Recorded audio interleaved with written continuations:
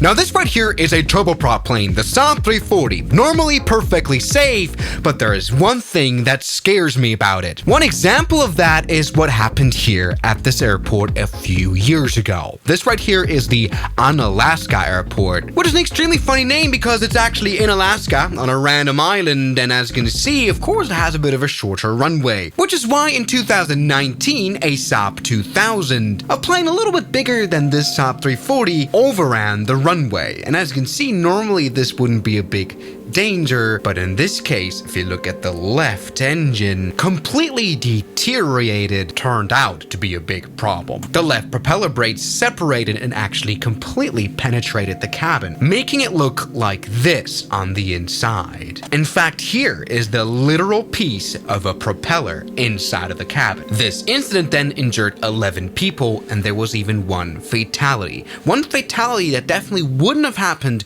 on a jet airplane. It might as well be good advice not to book a seat that's next to the propeller, because loads of propeller airplanes have this issue. Here's a Vickers Viscount. This incident happened in flight. This right propeller completely separated itself mid-flight and crashed through the cabin as well, leaving behind also one fatality. Why? Because the engine was spinning too fast. 14,000 RPM caused it to separate. In 2022, on a Jetstream 41 on the South African Airlink airline, a bird struck a propeller blade, causing it to separate. So it turns out the bird logo maybe was a bad idea. Here as well, you can even see the blade in the cabin hitting right through the window. This time, no one was hurt because the passenger that sat right next to the engine had changed their seat during the flight.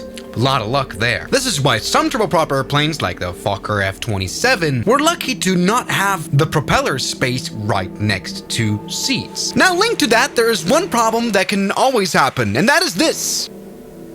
Oh no! Oh!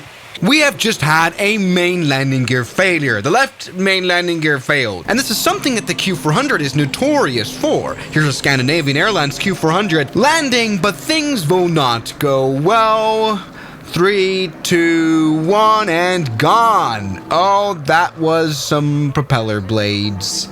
Oh yeah. And you know, the Bombardier Dash 8 had lots of weird landing gear accidents, especially in 2007. There's an entire Wikipedia article about the 3 incidents that happened over the course of a few days. So one Scandinavian Airlines Q400 was on the 9th of September. The other one was on the 12th of September. And then a month later, there was one on the 27th of October, which is why the SAS airline completely got rid of these airplanes. Luckily, no one was hurt. Why? Because the landing gear issues were discovered while flying. So basically the pilots were on approach and they put the landing gear down. But oh no, we only have this one and this one coming out, meaning that in the cockpit we would not have the 3 green lights, which for some reason don't show here. This says that the landing gear of the right landing gear is totally fine, and that is something that seems to happen quite a lot on the Dash 8, because the main landing gear could corrode a lot. The actuator system could then jam. And the reason why I'm bringing this up now is because this recently happened again on a Lux DH8. This happened on the 22nd of January, and what happened was that the crew received an unsafe indication for the right main landing gear. Although the landing gear was out, so the situation was not as bad as this, chances are the landing gear might as well collapse, just like it happened here, or here, where also the landing gear collapsed and broke into the cabin. Luckily, no one was hurt, but even the runway surface received several cuts and marks from the aircraft. This one happened last year, where a tire blowout caused a complete gear collapse on the Dash 8, meaning the,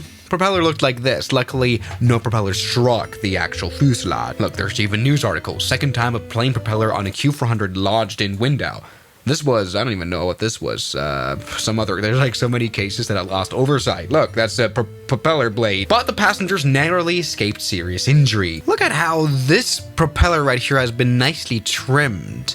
Interesting. So yeah, the little bit of the flimsy landing gear of the Q400 is really bad now. But let's once again imagine our situation that happened 2 days ago. The pilots had an unsafe indication for the right main landing gear, meaning that it might as well collapse. And they did one logical thing, and that is to prevent danger. They shut down the right engine. And that's what we're doing now as well. We have just shut down the right engine, which on a propeller plane like this, it's a bit uncomfortable, isn't it? This is to make sure it doesn't run at high RPM, but even still, look, it still runs at 880 RPM because it's being spun. The only thing we can do now is make sure to feather the engine so that it doesn't spin anymore. Now we're down to 0. Making sure it doesn't spin anymore. It's pretty obvious that we're gonna lose that right engine just because that main landing gear failed. The engine would be totally fine, of course, but it's gonna die. At least the propellers will. And now we're flying on a single engine thing, and this is generally what happened a few days ago, and that's nothing very comfortable. Now here's a great clip from the incident 2 days ago. You can see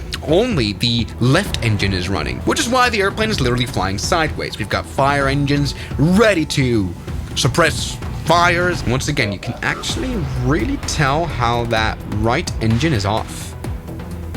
And there we go. Actually, it turned out the landing gear wasn't unsafe at all, and the airplane would still stand, but they came to full stop, as you can see, on a single engine, which is great news. Nevertheless, to prevent any danger, they ended up stopping the plane on the runway just to make sure it doesn't just fall over and, you know, also damage the wing and everything else. They turned out to be quite lucky, and this is the normal procedure. Shut down the engine of the hurt landing gear. Now, this is a turboprop thing. On a jet airplane, you're not likely to do that. The most you would do is cut the engines and their fuel on touchdown to make sure fire doesn't burst out, but now we're in quite a vulnerable position. We can't really go around. This airplane sucks to fly now, making an emergency landing even harder. It's something we really need to do smoothly. We're gonna touch down on the fuselage, but all right, I'm ready. We're now landing at Unalaska Airport again. Oh yeah, that's actually interesting. We have the same alerts we have on the Boeing.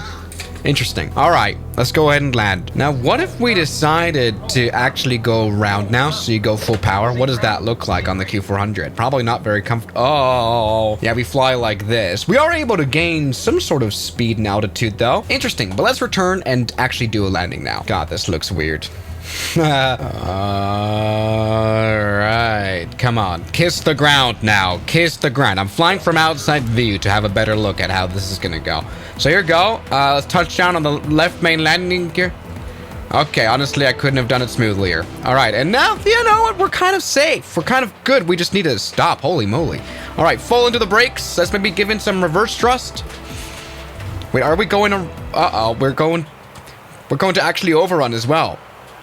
Okay, now that's been a massive crash. Wow, I've only messed this up even further. So this is fine. I wouldn't worry about landing gear emergencies if pilots know about them before they land. If they don't, though, it's maybe an issue. Just maybe. Why does it happen so often? It's actually insane. So I don't know what the lesson is. There's basically no lesson. Turboprops are safe. But of course, this will always be one thing where jets are safer. So thank you guys so much for watching this video, and I'll see you guys tomorrow as always. Good night. And a special thanks goes out to my members, my supporters, Guns Killer, R27, James Duram, That Dude, Anime Gods of Gaming, Derek, Insider Plane, Nishijitsu Fanner, Professional Jamal, Ryland Williams, and New the York. You've got beautiful names.